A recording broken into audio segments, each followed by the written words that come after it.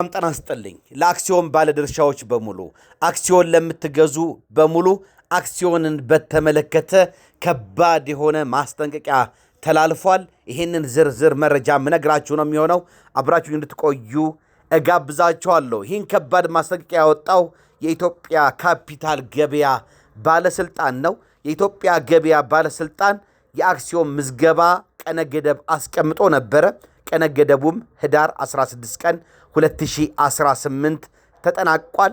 ይህን መጠናቀቁን በተመለከተ ቀነ ገደቡ ማለት ነው ያልተመዘገቡ አክሲዮኖች ላይ የሚካሄዱ ማናቸውም ግብይቶች ከባድ የወንጀል ተጠያቂነትን እንደሚያስከትሉ ጥብቅ ማስጠንቀቂያ በዛሬው ቀን አስተላልፏል። እንግዲህ የኢትዮጵያ ገበያ ካፒታል ገበያ ባለስልጣን ባወጣው መግለጫ እንዳስታወቀው በአዋጅ ቁጥር 1248 ህዝባር 2013 አንቀጽ 75 መሰረት ለህዝብ የሚሸጥ ሰነደ መዋዕለ ንዋይ ወይም ደግሞ አክሲዮን ለገበያ ከመቅረቡ በፊት መመዝገብ ግዴታ አለበት። በዚህ አዋጅ መሰረት ቀነ ገደቡ ካለፈ በኋላ ያልተመዘገቡ አክሲዮኖችን ለግብይት ማቅረብ ወይም ደግሞ መገበያየት በአዋጁ አንቀጽ 106 ንዑስ አንቀጽ 5 መሰረት በወንጀል የሚያስቀጣ ተግባር ሲሆን ቅጣቱም ከ7 እስከ 15 ዓመት በሚደርስ ጽኑ እስራትና ከ150 ሺህ እስከ 350 ሺህ ብር እስከ 300 ሺህ ብር በሚደርስ መቀጮ እንደሚቀጣ ይደነግጋል። ይህን ተከትሎም እንግዲህ አክሲዮኖቻቸውን ያላስመዘገቡ አክሲዮን ማህበራት ከአዲስም ሆነ ነባር አክሲዮኖች ሽያጭና ግብይት ጋር የተያዘ ማንኛውም እንቅስቃሴና ማስተዋወቅ እንዲያቆሙ እንዲሁም አክሲዮን የሚያገበያዩ ቢሮዎች ያሏቸው ኩባንያዎችም የማገበያየት ሥራ እንዲያቆሙ ነው በጥብቅ ያሳሰበው። ይህን ማስጠንቀቂያ በመጣስ ግን ግብይት ላይ ለሚሳተፉ አክሲዮን ማህበራት ሽያጮች የሚሰረዙ ሲሆን ከገንዘብ ቅጣት ባለፈም የሥራ ኃላፊዎችንና የቦርድ አባላትን እስከ ማገድና ጥቁር መዝገብ ላይ እንዲሰፍሩ እስከ ማድረግ የሚደርስ አስተዳደራዊ እርምጃ እንደሚወስድ ነው የኢትዮጵያ ካፒታል ገበያ ባለስልጣን ያሳሰበው። በመሆኑም እንግዲህ አክሲዮን የምትገዙ ሰዎች፣ ነባር አክሲዮን ያላችሁ ሰዎች፣ የአክሲዮን አመራር ስራ አስፈጻሚዎች፣ የዳይሬክተሮች ቦርድ አባላት ይሄንን የኢትዮጵያ ገበያ ባለስልጣን ካፒታል ገበያ ባለስልጣን ማሳሰቢያ በመስማት እና ትኩረት በመስጠት ያሏችሁን አክሲዮኖች እንግዲህ እንድታስመዘግቡ ይሄን መረጃ ለማቅረብ እወዳለሁ።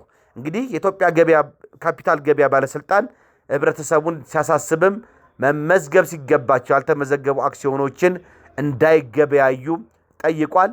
አክሲዮኖችን ከመግዛት በፊት መመዝገባቸውን በኢትዮጵያ ካፒታል ገበያ ባለስልጣን መመዝገባቸውን ወይም ከምዝገባ ነፃ የተደረጉ አክሲዮኖችም ከሆነው እነዚህ ስለመሆናቸው እንዲያረጋግጡ ነው እንግዲህ አጽንኦት ሰጥቶ ያሳሰበው ማለት ነው። እንግዲህ በኢትዮጵያ ካፒታል ገበያ ባለስልጣን ፍቃድ ያልተሰጣቸው ደላሎችና አሻሻጮችና አማካኝነትም ግብይት እንዳይደረግ ነው እንግዲህ የኢትዮጵያ ካፒታል ገበያ ባለስልጣን በጥብቅ ያስጠነቀቀው ማለት ነው። ውድና የተከበራችሁ የፕሮግራሜ ተከታታዮች እንግዲህ ከዚህ ጋር በተያያዘ አንድ የህግ መረጃ ልጨምርላችሁና እንግዲህ ብዙ ጊዜ ወላጅ በህይወት እያለ በስጦታ ንብረት ሊሰጠው ይችላል። አውራሽ በህይወት እያለ ከሟች ንብረት ላይ ከአውራሽ ንብረት ላይ በስጦታ የተቀበለ ማንኛውም ወራሽ ወይም ልጅ አውራሹ ከዚህ ዓለም በሞት ሲለይ የውርስ ሀብት ክፍፍል እንደምታውቁት ይደረጋል።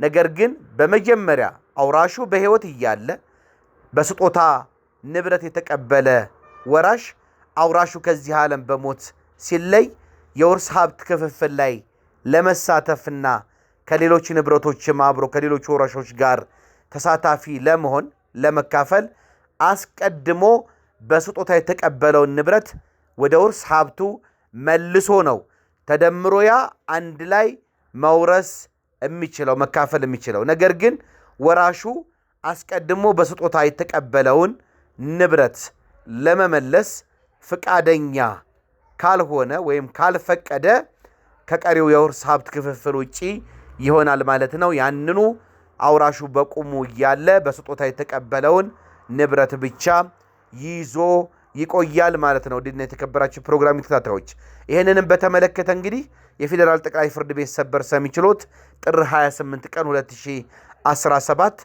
በሰበር መዝገብ ቁጥር 2493 67 ላይ አውራሽ በሕይወት እያለ በስጦታ ንብረት የተቀበለ ወራሽ አውራሹ ከዚህ ዓለም በሞት ሲለይ ሊወርስ የሚችለውና ሌሎች ንብረቶችን መካፈል የሚችለው በቁም ያለ አውራሹ የተቀበለውን ንብረት ወደ ውርስ ሀብቱ ለመመለስ ከፈቀደና ፍቃደኛ ከሆነ ብቻ ነው። ካልሆነ ያንኑ ይዞ ይቀራል በሚል አስገዳጅ የሕግ ትርጉም ሰጥቷል።